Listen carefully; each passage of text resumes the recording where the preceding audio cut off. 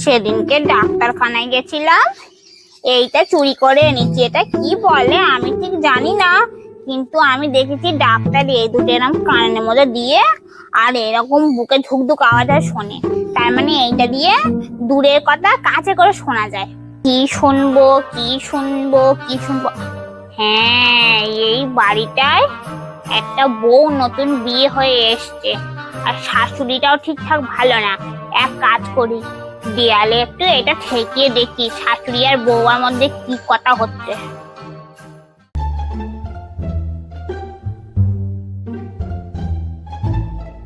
ও বৌমা শোনো, আমাদের পাড়ায় একটা মালতী বলে মহিলা আছে, বাড়িতে আসলে একদম ঢুকতে দেবে না, খুব বাজে মহিলা। উল্টো পাল্টা বাজে বাজে কথা শেখানো, আমি অভিশাপ দিচ্ছি।